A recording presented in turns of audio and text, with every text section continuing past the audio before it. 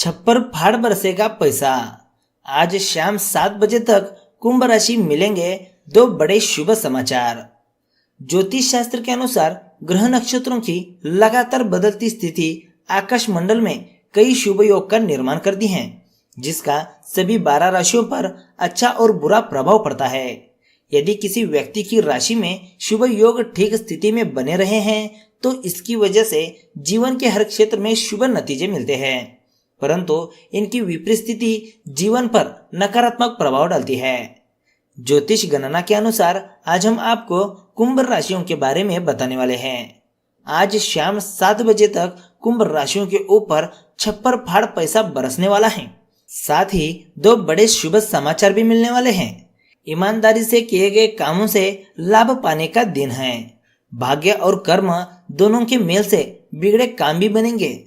Office में प्रबंधन क्षमता की परीक्षा का दिन है, तो वही निकट सहयोगी पीठ पीछे साजिश रच सकते हैं। बिजनेस से जुड़े लोगों का व्यापारिक मामलों में सम्मान बढ़ेगा। विरोधी भी आप पर निर्भर रहेंगे।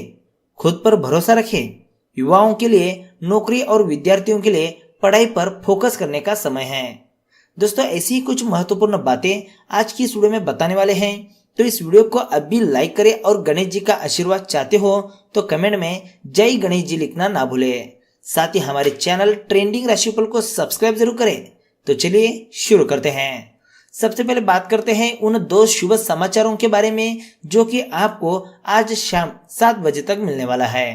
पहला है, जिन लोगों का कोई व्यवहार है या कोई नया व्यवसाय करने की सोच रहे हैं उनको इस दिन बहुत ही बड़ा लाभ हो सकता है और यह लाभ आपकी पूरी जिंदगी बदल सकती है। महंगाई के इस दौर में आप अपने व्यवसाय में खूब आगे बढ़ेंगे और एक नया नाम बनाएंगे। बस इसमें मेहनत की कोई कमी नहीं होनी चाहिए। दूसरी जो शुभ समाचार है, जो लोग शादी के लिए उताविल है या फिर जिनकी शादी नहीं हो पा रही है या किसी लव लाइफ से जुड़ी परेशानी चल रही है, तो इसका हल आपको इस दिन शाम 7 बजे से पहले मिलने वाला है। साथ ही शादी के लिए नए रिश्ते भी आ सकते हैं। तो दोस्तों, अब बात करते हैं कुछ ध्यान में रखने वाली बातों के बारे में। काम धंधे और नौकरी से संबंधित कोई योजना आपके मन में होगी। कार्यक्षेत्र और ऑफिस में आपके पास अधिक काम हो सकता है, लेकिन इस काम को यदि आप दूसरों में भी बांट दें तो आपका बोझ थोड़ा कम हो जाएगा और काम भी आसानी से पूरे हो जाएंगे। पैसों से जुड़े हुए कुछ अच्छे मौके आपको मिल सकते हैं। घर परिवार में खुशियों का माहौल बना रहेगा या कोई शुभ कार्य भी हो सकता है। आपको चारों ओर से खुशियां ही खुशियां मिलेगी। दोस्तों, अगर हम धन राशिफल की बात करें तो आपके अधिकारी या मालिक आप पर अभी पूरी तरह से मेहरबान हैं और आपको जल्द ही पदोन्नति मिलेगी। कार्य या उच्च शिक्षा के लिए आपको यात्रा करने का मौका भी मिल सकता है। पहचान बनाने की लालसा आपको शीर्ष तक ले जाएगी। बस धन के लेन देन में सावधानी रहे। खुद के लिए और अपने कार्यक्रमों के लिए समय निकालिए। आपके ग्रहों के अनुसार आपकी अपने ग्राहकों और कर्मचारियों के साथ बातचीत अच्छे परिणाम लाएगी। अगर हम करियर राशिफल की बात करें तो हो सकता है आपका ध्यान आपके काम से हटकर किसी बेकार की बात में लग जाए। इससे आपको दो नुकसान हो सकते हैं। एक तो आपका समय खराब होगा और दूसरा आपका ध्यान काम से हट जाने के कारण आपके काम का भी नुकसान होगा। अपने काम को पूरी ध्यान से करने की कोशिश करें। अगर हम लव राशिफल की बात करें तो आपकी जिंदगी में यात्राओं का योग बन रहा है जो धर्म संबंधित भी हो सकती हैं। सोलमेट से मिलने वाले सरप्राइज या खास अवसर के लिए तैयार हो जाए। उन लोगों के साथ समय बिताएं जो आपके खास है। बस माता या पिता के स्वास्थ्य का ख्याल रखें। ग्रहों के अनुसार आप अपने पड़ोसियों और भाई बहनों के साथ मेलजोल बढ़ा सकते हैं। स्वास्थ्य राशिफल की बात करें तो आप पाएंगे कि अचानक आपका स्वास्थ्य बिगड़ रहा है। यह आपको गहन चिंता में डाल सकता है, जिससे आपको मानसिक दुविधा भी रहेगी। आप होशियार रहे और स्वयं जरूरत अनुसार उपचार भी करें। इससे आप थोड़ा हल्का भी महसूस करेंगे। तो दोस्तों, यह थी कुंभ राशि के बारे में। अब बात करते हैं रामायण में भगवान राम ने लक्ष्मण को बताया किस तरह हुई प्रेम की उत्पत्ति।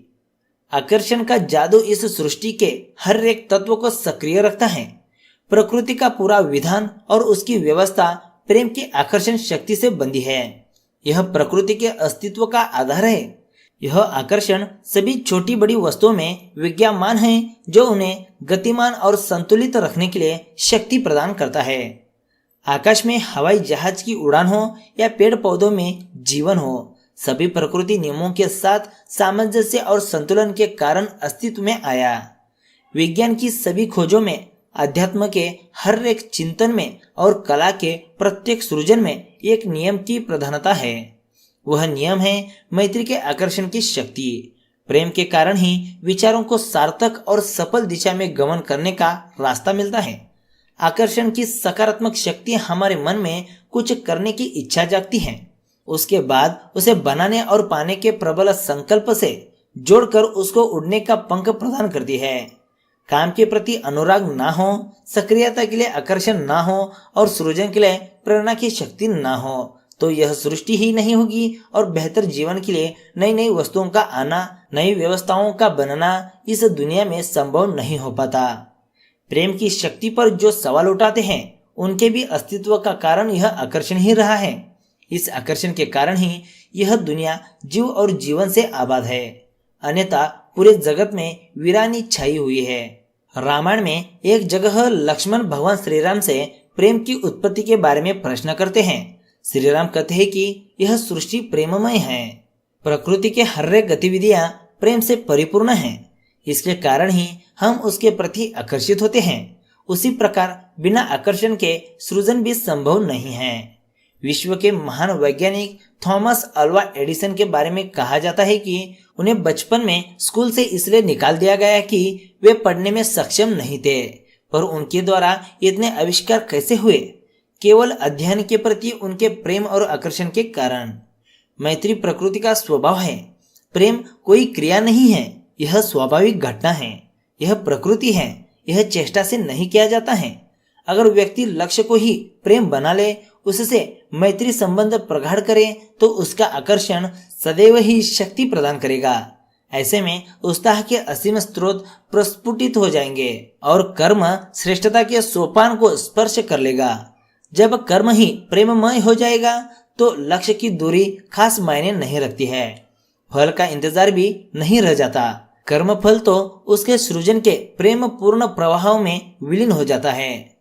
यह स्थिति उत्कृष्टता की होती है, इसे ही निष्काम कर्म कहा जाता है। कर्म ही प्रेम हो जाए तो आनंद सदैव साथ रहेगा, तब लक्ष्य गौण हो जाता है। कर्म फल में जीवन को खोजने की उत्सुकता या चाहत खत्म हो जाती है। प्रकृति आनंद भाव में रहती है तो इसके पीछे उसके प्रेम की संलग्नता है। जीवन केवल आस्था और ज्ञान का मार्ग नहीं है, बल्कि यह व्यवहार और आचरण का विषय है। इसके लिए एक गुण ही आधार का काम करता है, जिसे प्रेम कहा गया है। तो दोस्तों, इस तरह से रामायण में भगवान राम ने लक्ष्मण को प्रेम की उत्पत्ति किस तरह से हुई यह बताया था। तो दोस्तों, आज की इस वीडियो में बस इतना ही। वीडियो अगर सच में अच्छा लगा तो एक लाइक जरूर करेगा, साथ ही हमारे चैनल ट्रेंडिंग राशिफल को सब्सक्राइब करेगा। तो मिलते हैं एक नई वीडियो के साथ। धन्यवाद।